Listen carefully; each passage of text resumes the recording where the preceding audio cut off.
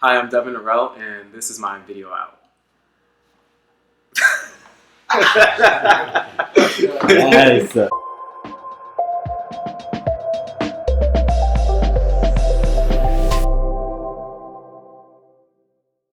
I realized that trans people and trans issues are still not real to so many people, even in New York City. And so once they meet a trans person and realize that we are human, that we need basic human rights, then it kind of humanizes us in a way. My name is Devin-Norelle. I identify as androgynous non-binary. My pronouns are Z, Zim, and Ziz. That's he, him, and his with a Z, in case anyone's confused.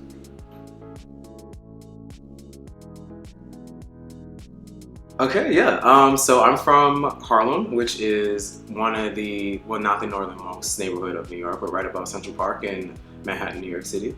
Born and raised, still live in the apartment where I grew up. It's great because it's rent controlled and I don't pay a lot. Growing up was really interesting because I grew up in a Catholic household, Catholic Black household, also Catholic Filipino household, and went to a Catholic school in Greenwich Village, which is like gay mecca of New York City, right? It's where we have Pride every year. I was walking down the street to school in school uniforms, school skirts, and watching men and women kissing and holding hands while also being told when I get to class that these things are wrong. It's sinful. And also being confused by it because, because it was so public, I'm like, this must be okay. And realizing also in kindergarten and sometimes in pre-K that I had attractions to people that were the same quote unquote sex as me, right? So I was not necessarily confused, but just kind of confused by the way that people would react, at least in school and in my household, the way that people would react to seeing LGBTQ people, and then not knowing how to express that confusion or how to even express myself. Imagine walking down the street and you're just minding your business, just walking, and then like your mom like smacks you across the head or like on your butt and is like, stop walking like a boy, and you're just like, but I am. You're like, what's wrong? What's going on here? Like, I don't understand what you're saying. And then that's kind of how you learn that you are not who you think you are, and that you need to conform to what your parents want you to be and or the rest of society. I think most of the time when I explain to people how I came to understand my transness was actually that particular moment when I was being smacked across the face for walking down the street a certain way. And I might have been like 6, maybe 5 or 6. And literally just in that moment, everything just kind of hit me at once. Like, okay, wait, your mom is complaining about you walking like a boy, but you are a boy. What isn't matching up here? And so I internalized it and I took that home with me and I realized, wait, I must be like something else. Like she must be perceiving something else that I'm not understanding. Why is she buying all these certain type of clothing for me? Why is she forcing me to wear skirts? Like I've already told her I don't want to wear skirts. Why do I have to wear my hair a certain way? Why can't I cut my hair? Why can't I play with the boys? Why can't I play with whoever the hell I want to play with? Like what is she seeing that I'm not seeing? And it's as smart as children are, it's still very difficult for us to emotionally put these things together. And so I think it was through physical abuse that I had to figure these things out, because if I didn't stop, then I would just continue to be physically abused, right? So if I continue walking down the street, quote unquote, like a boy, I would just continue to get smacked. There was another time when I was walking with my mom again, of course, and dribbling a basketball. And I think I was 7 at this time. And 2 girls were walking towards us going in the opposite direction.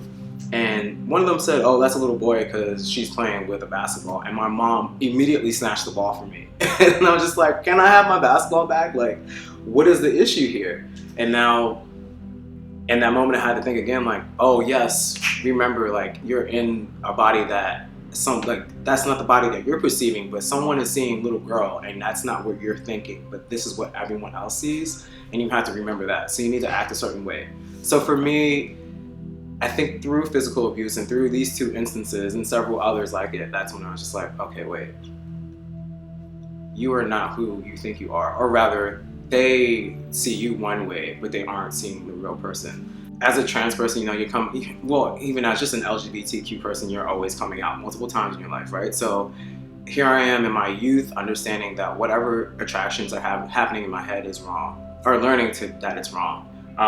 And then also realizing that I'm not a boy. I remember at 1st or 2nd grade, like literally just planting a kiss on like 2 girls that I had a crush on, and then being reprimanded for it. I think more so as a kid, you just kind of learn to fall into yourself and hide these parts. But after about 2 decades, that wears on you. You grow tired and you just are frustrated and want to scream out to the world like, hey, this is me, and also be okay about it.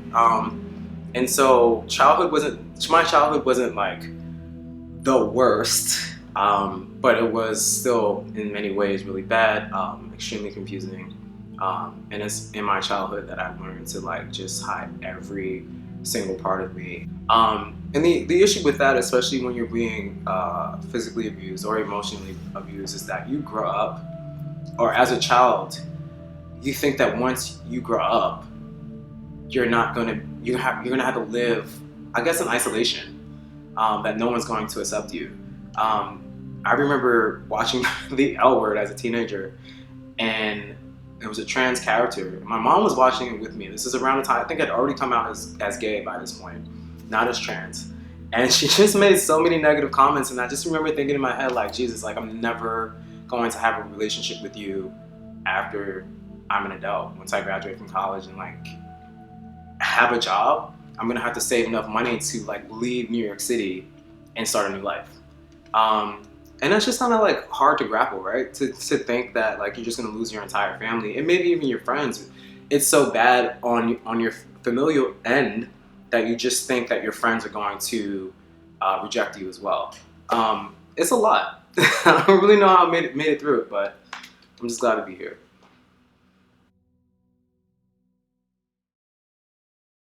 My coming out story is, I guess, like every queer person, is not linear. For me, it was as a child realizing that I'm not gay, or not necessarily the gender that I thought I was, and then coming out as gay, and then coming out as trans, and then coming out as non-binary, and then like all those other layers that you can add on in terms of like when you're walking down the street or certain things happen, like going to a barbershop or being in the gym makes you privy to so many certain conversations where you feel like you need to out yourself. So I came out to my mom when I was 14 or 15. I can't remember actually. And again, I'm a Catholic school kid. I went to school in the village. We grew up in New York City, so it was just really weird to be in like this conservative household, conservative school, going to school in Greenwich Village where like all the queer and gay people were, and seeing men kissing and holding hands and women kissing and vice versa. I don't remember any trans people. Well, then again, yes, I do.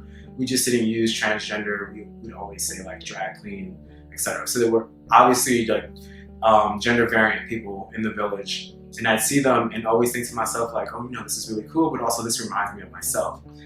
Anyway, growing up in a conservative household, that didn't go over so well. My mom in general, I think she knew.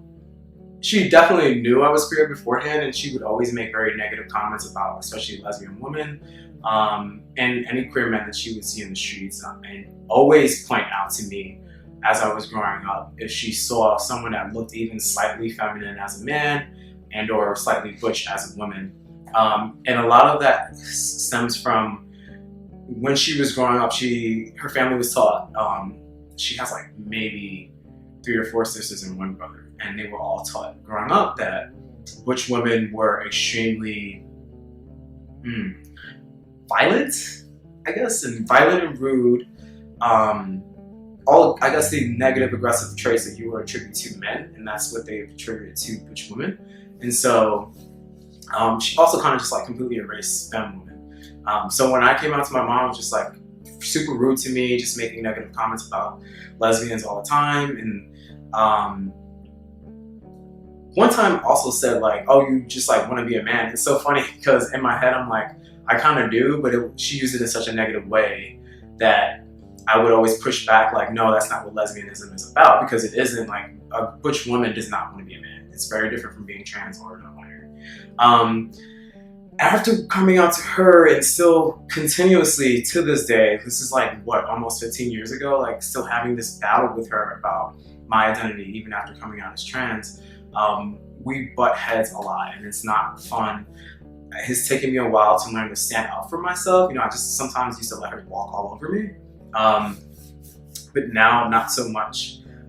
And I think a great example of that is, for instance, when I finally came out to her as trans, I decided to do so a couple of days before I had surgery. My top surgery, when I'm medically transitioning, just to be clear. And so I called her and was like, hey, you know, like, listen, like, this is happening. I just want you to know. And oh my gosh, shit hit the fan. And I've like talked about this on video before, and I felt like when I discussed it on video, I was super embarrassed about it. But like since then, I have completely like changed my outlook on things, especially in terms of what it means for me in my body. And like now I realize that I didn't really have to tell her that I was having this surgery at all, really, because it's my body. You know, like she's not the owner of my body. She's not obligated to know.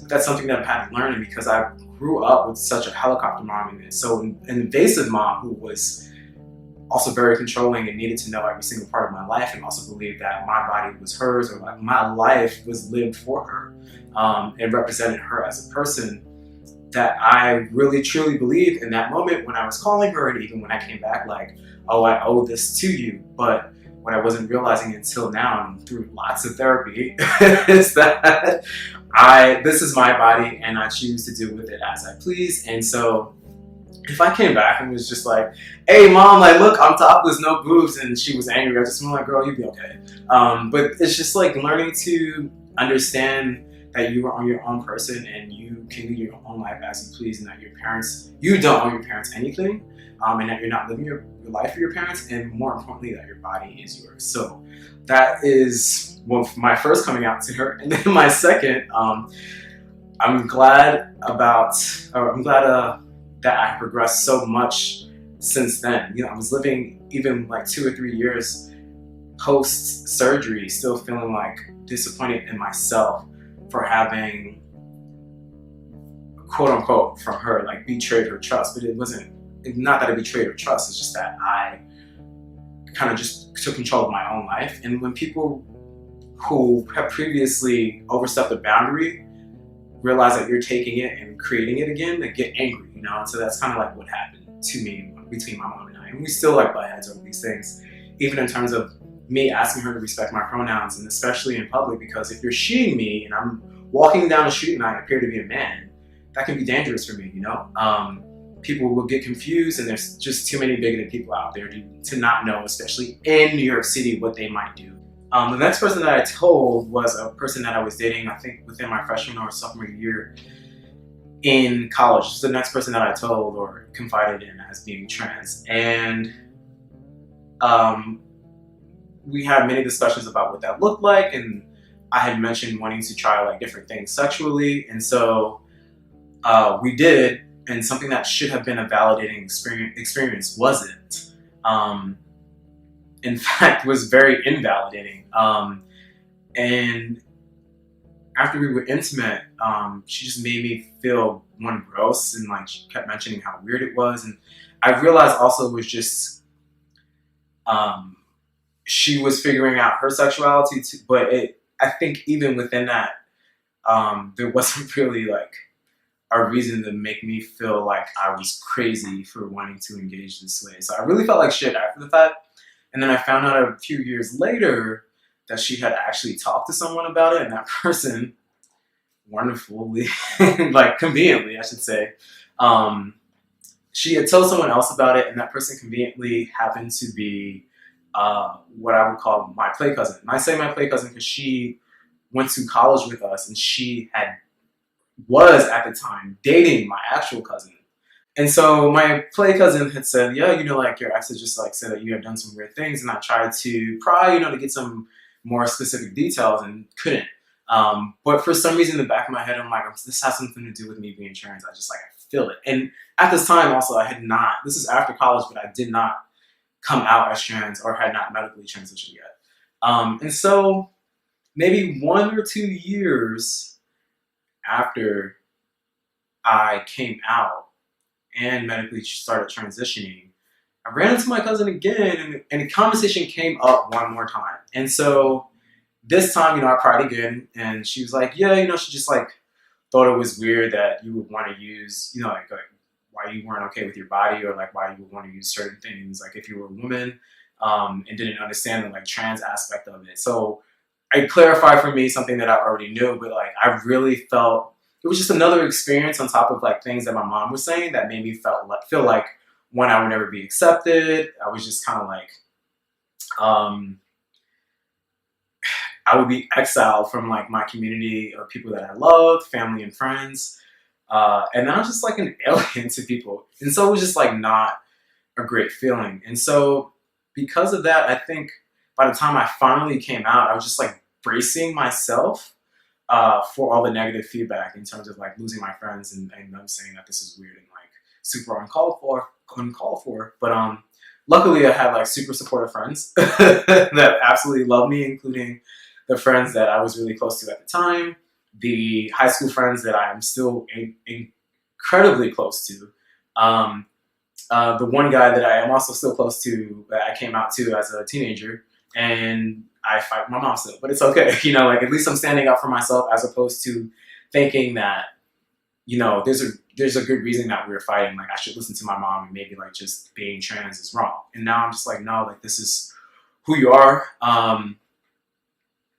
You just have to fight, or either I fight or I completely ignore her. So I'm like, bro, I don't have the energy for this anymore. But I'm in a much better place. And again, like coming out, it happens over and over. It's like if I'm in the locker room and you're making misogynistic comments, like I'm at the gym and some guy is claiming that some girl who's playing softball, I think this year she was a pitcher in the World Series for the boys team. He's like, oh, girls shouldn't play softball. And I'm like, or girls shouldn't play sports. And I'm like, what the fuck do you even mean? Like, this was ridiculous. And that's a moment when I have to out myself. But outing can also be dangerous. There's times when I could out myself in the locker room and people might try to sexually assault me because of it. So I have to like pick and choose sometimes, which really sucks. But I also need to know when I need to speak up. And so I'm trying to be better at that too. Why are we up for debate? Why are we? Why are our why is our existence and really our rights being disputed? This shouldn't be an issue. We're human, so we deserve all the rights that every other human person deserves. I really just think is that so many people in their hearts believe that not just that trans people don't exist, but that like queerness is made up. Some people don't know a queer person personally, or they do and they just haven't taken the time to actually get to know them, and so they have all these erroneous ideas about what queer people are and how they exist, and then discriminate. And I think that is probably the biggest issue worldwide. I mean, like it's universal, the fact that a lot of people don't know LGBTQ person and haven't taken the time to get to know them. And granted, Google exists and YouTube exists, and you can go to VideoOut and watch a couple videos and learn a little bit or educate yourself somehow. But sometimes having something that's tangible makes a significant difference. And so what if we just stopped and like listened to a queer person today and like actually ask for their input and advice? Then maybe we could reverse a lot of the things that are happening today, I think what I like the most about myself is just like being the goofy, childlike person that I am by nature, and just like liking to have so much fun and just hanging out with my friends and writing and reading and doing these things with other people and going golfing and just like being kind of a free spirit. I think that's what I would say. I love myself now. It's turn myself over in my head, but it's great.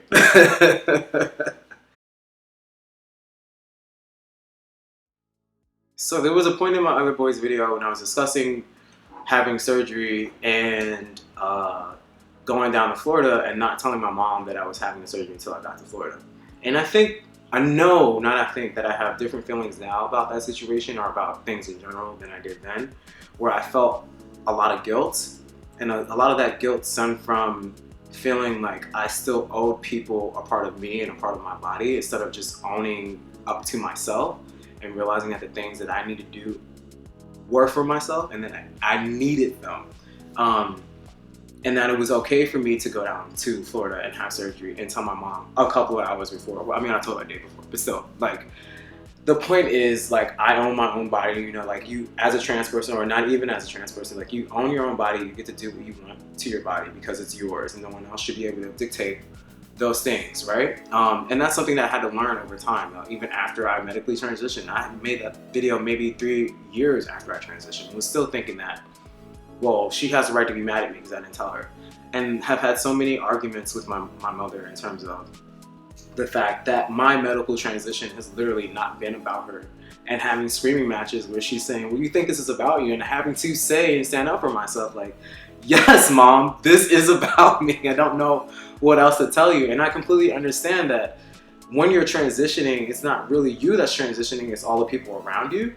But that doesn't mean that you owe it to them. You owe your body to them, and you owe the way that you want to medically transition or socially transition to any other person other than yourself. And that's just like one of the biggest lessons I've learned within the past few years since that video, or since I've transitioned. If I had to go down to Florida and not tell my mom and do that over again, I absolutely would. As a matter of fact, I wouldn't even tell her until I got back, and I would tell her whenever I felt comfortable enough to. If she noticed it and tried to force the questions upon me, I'm just like, girl, you gotta back off. Like, give me some space. Like, I just went through surgery. Let me live my life. Let me recover. If you're mad, you'll be okay. You know what? You literally will be okay. And so, yeah, a lot of my transitioning is just learning to not just be comfortable with myself, but just owning both my personality and my own body. And I think I'm proud of that the most. That was my actual transition, not the medical transition. Just learning about myself and learning that I need to have that confidence and that ownership. So yeah, I would just say, own yourself. Own every single part of yourself.